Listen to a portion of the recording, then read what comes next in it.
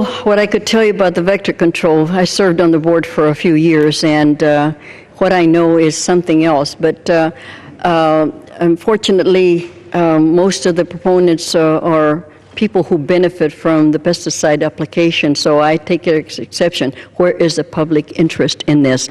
And I yield to my colleague from Oregon, Mr. DeFazio. 5 minutes. The gentleman from Oregon is recognized for 5 minutes. I thank the gentlelady for yielding. Well, first off, we've got to give the chairman a report card. And I'm going to give him an A+ for persistence. This is the 5th time this legislation will have been on the floor of this House. Of course, it is threatened by a veto should it ever pass the Senate, but it won't. So A+ for persistence, and an A for creativity, because this is the same bill 5 times under 4 different guises. First, it was for West Nile. Okay? Then it was the Pest Management and Fire Suppression Flexibility Act. So when we had West Nile, they called it a West Nile bill. When we were having a bad fire year, they called it a Fire Suppression Flexibility Act. Then they were honest, and they said it is the Reducing Regulatory Burdens Act.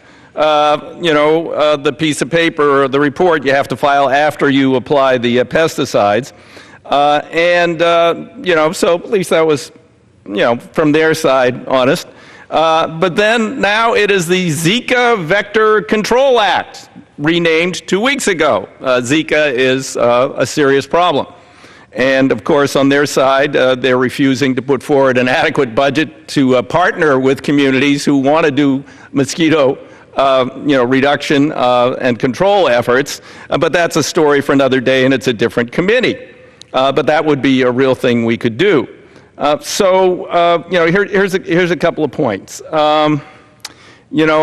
Zika is very bad for pregnant women, and also is implicated in Guillain-Barré syndrome in both males and females, and other potential links to other diseases. Really, really bad stuff, and we got to get ahead of it. But we also know that pesticides and herbicides are bad for pregnant women. So is the current state of affairs such that vector control districts can't go out right now, today, and apply pesticides to deal with a potential Zika with tiger mosquitoes and Anopheles, Aedes aegypti? No, actually they can. They're under the law, they can go out and apply whatever they think would be effective. They just need within 30 days to send a piece of paper available online to the EPA saying what they applied and where they applied it. Now, why would we care about that? Well, because we're worried about loading up drinking water with stuff that is harmful to pregnant women and to babies and to other living things, just like the 90,000 steelhead that were killed in my district. So all we're saying is we'd like to keep track, and then when we see certain concentrations in certain areas, we'll actually test the water. Your local water authority does not routinely test, for the most part, very few, for pesticides and herbicides. But if they knew a bunch had been dumped upstream, they might want to do that. Or the EPA might want to follow up and do some testing. So what we're saying is we don't want to know. We don't want to know what, where, how this stuff was applied. Now, the horrible burden of submitting an online form, this horrible, horrible, horrible burden, has led to we heard last time there may have been an aerial applicator who didn't apply something because of this regulatory burden, or maybe because they had misapplied it, or maybe the wind was blowing too hard. Who knows? We don't know.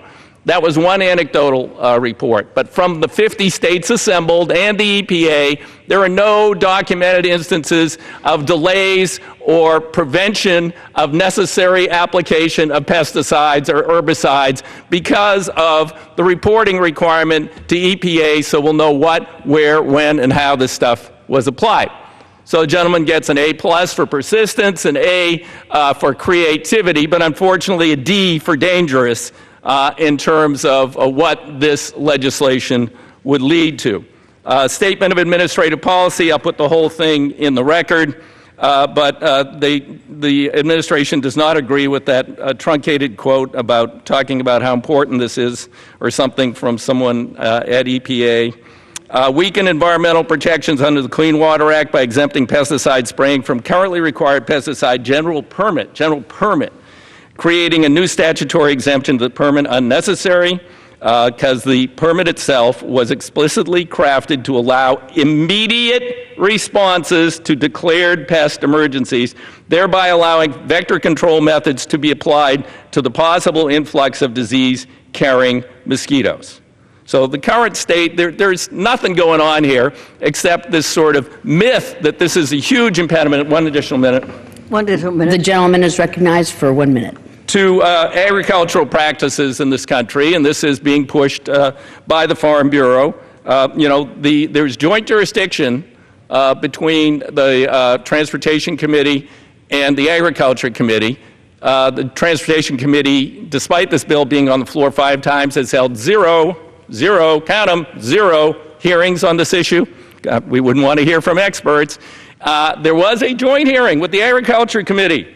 Unfortunately, we were not allowed to have a witness. Only the pro-reform, so-called repeal herbicide witnesses were allowed to testify. So there's been no deliberation on this issue. There's a great mythology around it. It's a very sad day to use a potential national health crisis to put through a lame bill that's gone through 5 times, which isn't going to pass the Senate, and if it did, it'll be vetoed. With that, I yield back the balance of my time. The gentlelady from California reserves, and the gentleman from Ohio is recognized.